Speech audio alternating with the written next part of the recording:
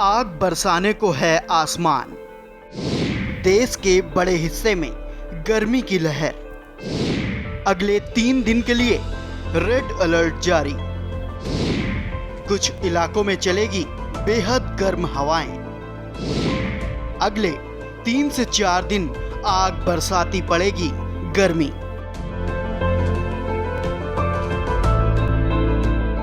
उत्तर भारत के कई हिस्सों में पारा 45 डिग्री के पार होने के साथ ही भारतीय मौसम विभाग ने दिल्ली, पंजाब, हरियाणा, चंडीगढ़ और राजस्थान में अगले 2 से 3 दिन के लिए रेड अलर्ट जारी किया है। मौसम विभाग ने पूर्वी उत्तर प्रदेश में लू और गर्मी के थपेड़ों के चलते ऑरेंज अलर्ट जारी किया है। वहीं मध्य प्रदेश में गर्मी के तेवर और तीखे हो गए हैं। इसी क्रम में एमपी के 8 जिलों में लू चली और रविवार को भी गर्मी के तेवर तीखे रहे। प्रदेश में सबसे अधिक 46 डिग्री तापमान नौगांव, खजुराहो और ग्वालियर में दर्ज किया गया। राजधानी में अधिकतम तापमान 43.8 डिग्री सेल्सियस रिकॉर्ड किया गया, जो इस सीजन का सबसे अधिक तापमान रहा। मौसम विज्ञानियों ने अभी 2 से 3 दिन तक भीषण गर्मी बरकरार रहने के आसार जताए हैं। आपको बता दें, मध्य प्रदेश में हीट वेव, जिसे लोकल लैंग्वेज में लू कहते हैं, शुरू हो गई है। सरल शब्दों में यह हवाएं इतनी ज्यादा गर्म होती हैं कि मनुष्य की त्वचा को झुलसा देती हैं।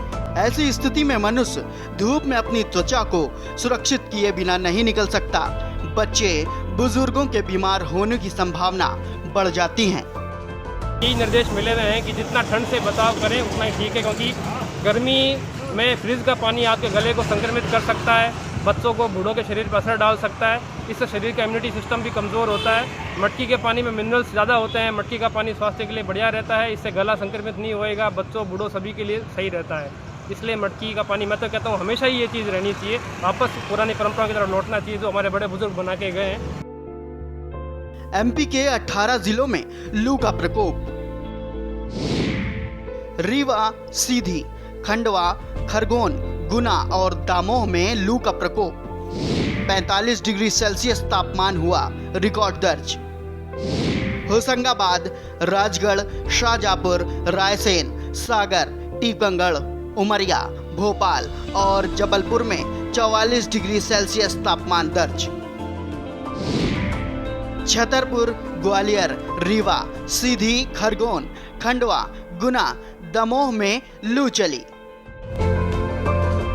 इतना ही नहीं, दिल्ली और आसपास के क्षेत्रों में, पंजाब, हरियाणा, राजस्थान और उत्तर प्रदेश के मैदानी इलाकों में बारिश की प्री मानसून गतिविधियों और आंधी के कारण थोड़ी राहत रहेगी। इसके अलावा छत्तीसगढ़, ओडिशा, गुजरात, मध्य प्रदेश, कर्नाटक और विदर्भ के कुछ इलाकों में, तटीय आंध्र प्रदेश, यनम, रायलसीमा, उत्तरी कर्नाटक के आंतरिक क्षेत्रों में भी अगले 3 से 4 दिन आग बरसाती गर्मी पड़ेगी।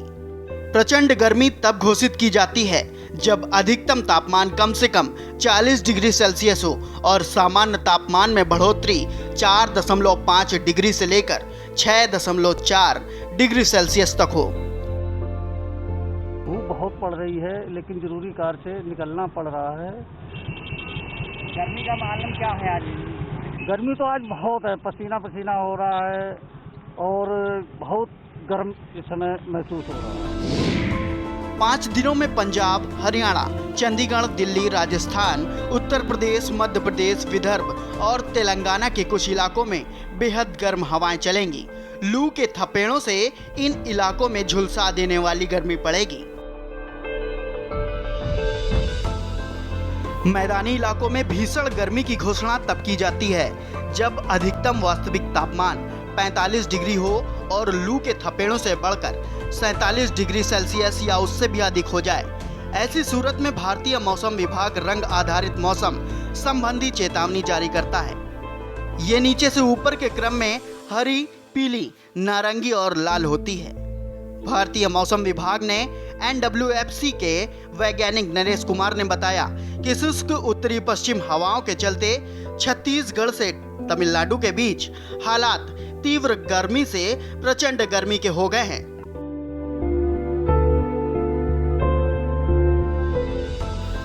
आज और कल भीषण गर्मी और भयंकर लू से मेरठ सहित वेस्ट यूपी में बुरा हाल रहेगा। मौसम विभाग ने सोमवार व मंगलवार के लिए पूरे वेस्ट यूपी में येलो अलर्ट को ऑरेंज में बदल दिया है। ऐसे में मेरठ के आज दिन का तापमान 44 से 45 डिग्री सेल्सियस तक पहुंच सकता है। 27 मई को जारी ऑरेंज अलर्ट अब येलो में तब्दील हो गया है। ऐसे में आज और कल विशेष सावधानी बरतनी होगी। 28 मई को धूल भरी आंधी से तापमान में गिरावट हो सकती है। 30 व 31 मई को बूंदाबांदी के आसार भी हैं।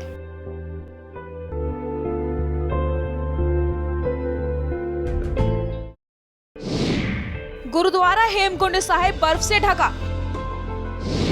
हेमकुंड साहिब में जमे 20 फीट तक ऊंचे हेमखंड। कोरोना काल के बीच आई गुरुद्वारे की तस्वीरें। बर्फ से ढके हेमकुंड का नजारा मनमोहक। मई महीना बीतने को है, लेकिन हेमकुंड साहिब और लोकपाल लक्ष्मण मंदिर में अभी 20 फीट से अधिक बर्फ जमी हुई है। गुरुद्वारा, पवित्र सरोवर और लोकपाल लक्ष्मण मंदिर कहीं नजर नहीं आ रहे, जबकि हेमकुंड साहिब पैदल मार्ग पर कई जगह 40 से 50 फीट ऊंचे हेमखंड खड़े हैं। विश्व प्रसिद्ध हेमकुंड साहिब मई के महीने में भी अभी तक बर्फ से ढका हुआ है।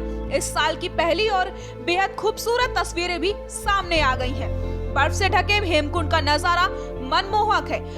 हालांकि कोरोना महामारी के चलते हेमकुंड साहिब और लोकपाल लक्ष्मण मंदिर के कपाट की तिथि पर अभी संशय की स्थिति है।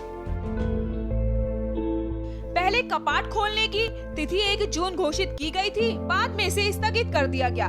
चमोली जिले के समुद्र तल से 15,225 फीट की ऊंचाई पर स्थित हेमकुंड साहिब में बीते शीतकाल भारी बर्फबारी हुई, जिससे अभी भी दूर दूर तक बर्फ के सिवा कुछ नजर नहीं आ रहा है। हेमकुंड साहिब पैदल मार्ग भी अटलाकोटी से ऊपर 10 फीट बर्फ के आगोश में है। कोरोना महामारी के मद्देनजर हेमकुंड साहिब की कपाट खोलने पर कोई निर्णय न होने के कारण अभी तक पैदल मार्ग से बर्फ हटाने का कार्य शुरू नहीं हुआ है।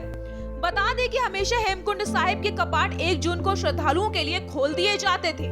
यहाँ देश विदेश से हजारों श्रद्धालु दर्शन के लिए पहुँचते हैं, लेकिन कई बार अधिक बर्फबारी के कारण परेशानी उठानी पड़ती है।